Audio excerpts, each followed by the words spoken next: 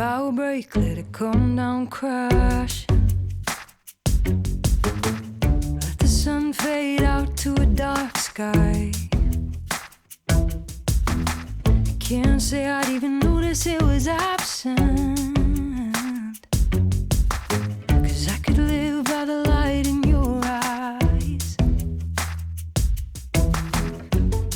Unfold before you what I've strung together, the very first words of a lifelong, a love letter. Tell the world that we finally got it all right. I choose you. I will become yours and you will become mine. I choose you. I choose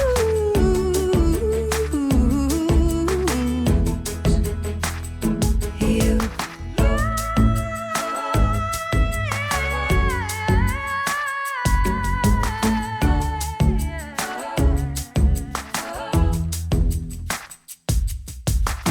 There was a time when I would have believed them if they told me you could not come true, just love's illusion.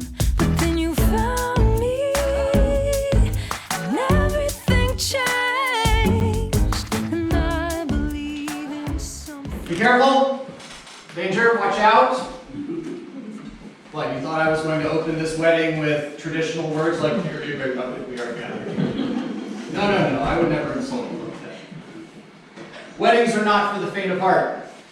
Marriage is an adventure, and adventures are never without risk, even for those of us who are not getting married. We are here to be participants and allies in this lifelong love letter between Angela and Kyle. Co-conspirators, if you will. My job is not to lull you into some kind of false sense of romanticized safety, but to prepare you for the risk you are about to witness, the risk you are about to participate in. So I'd like to open with a reading from The Irrational Season by Madeleine L'Engle. Ultimately, there comes a moment when a decision must be made. Ultimately, two people who love each other must ask themselves how much they hope for as their love grows and deepens, and how much risk they are willing to take. It is indeed a fearful gamble, because it is the nature of love to create. A marriage itself is something which has to be created, so that together you two become a new creature. To marry is the biggest risk in human relations that a person can take. If we commit ourselves to one person for life, this is not, as many people think, a rejection of freedom. Rather, it demands the courage to move into all the risks of freedom, and the risk of love which is permanent, into that love which is not possession, but participation. It takes a lifetime to learn another person. When love is not possession, but participation, then it is part of that co-creation which is our human calling, and which implies such risk that it is often rejected.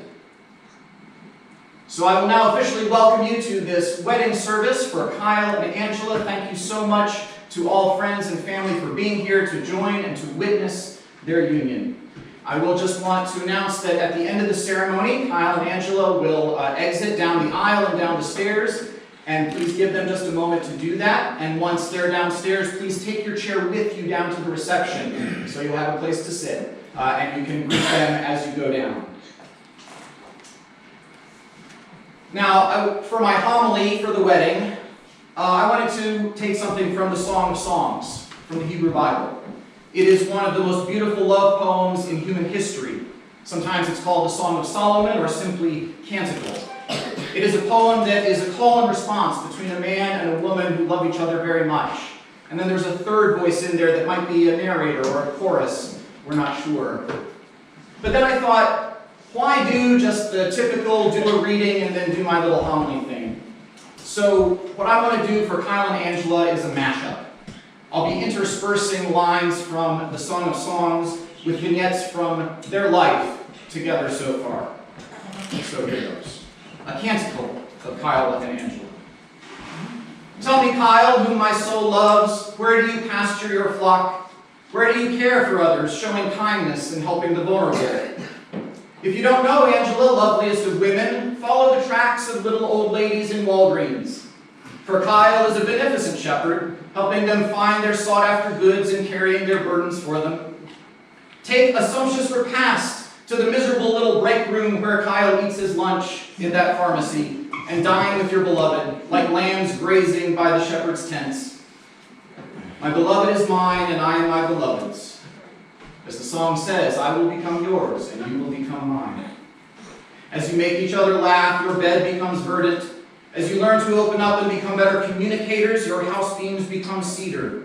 As you care for a dog together and fix a house together and check to make sure that the other person has eaten something, you become more and more entwined like the vines in the vineyards of En-Gedi. I will become yours, and you will become mine. But do not rouse love. Don't wake it until it's ready to arise. Kyle and Angela had a slow morphing relationship.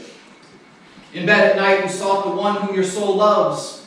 You sought on the internet, but love was not quite ready to awake yet. You would rise and roam the city, going together to karaoke night with friends.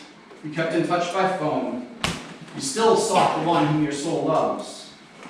It was night, before the daybreak comes, before the shadows flee, and Kyle might have moved away from his beloved, but instead he came to her and said, I don't have any intentions to make future plans without you.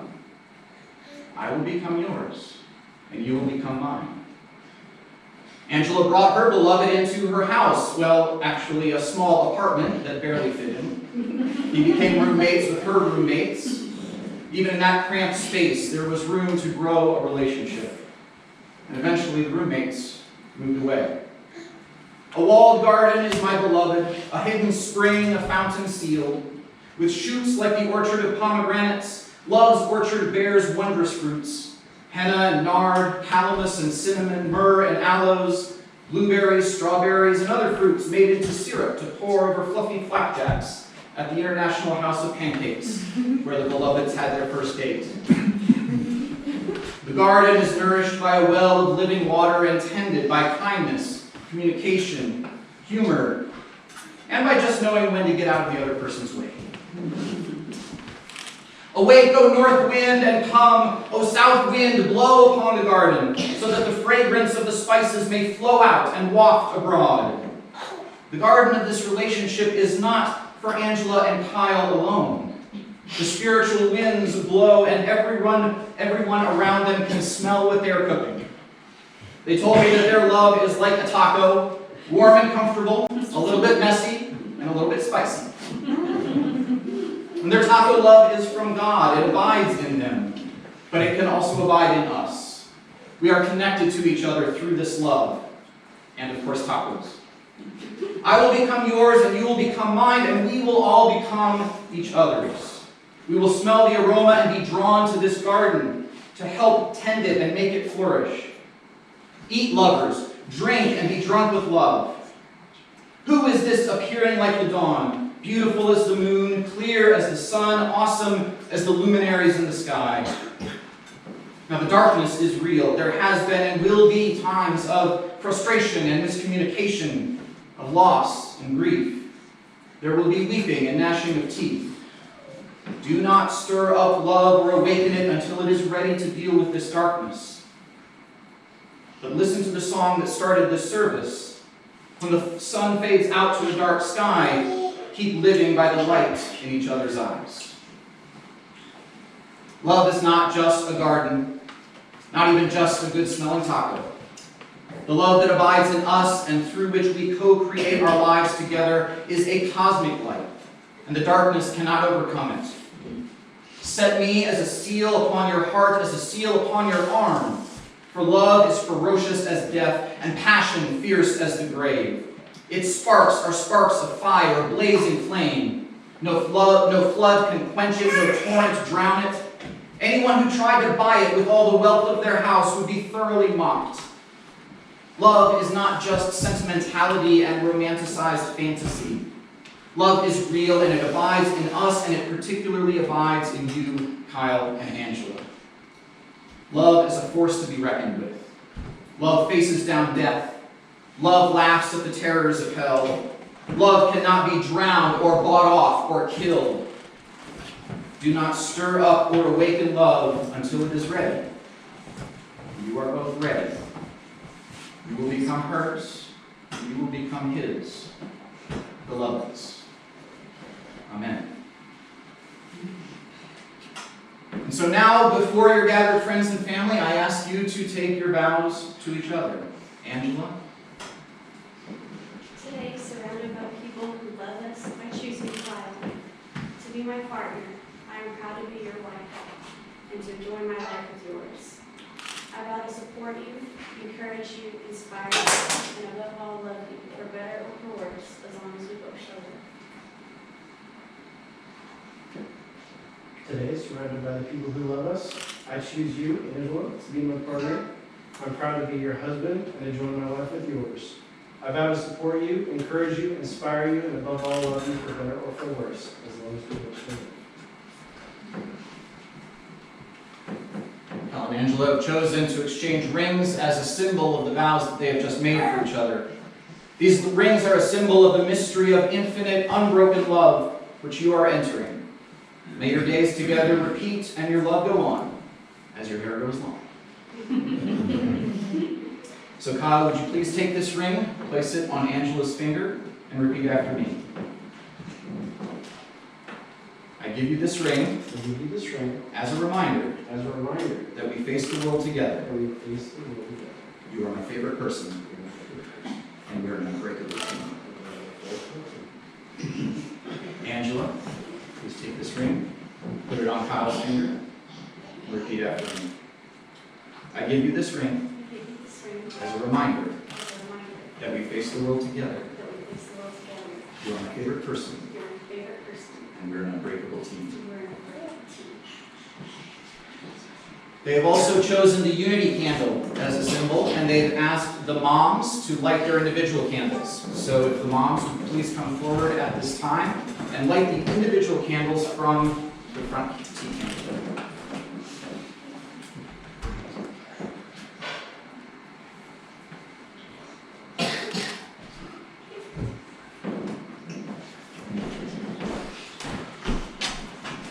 Now I invite you, Kyle and Angela, to take your individual candles representing your own light, your own spark of the divine love within you, and symbolize your union by lighting your unity candle together.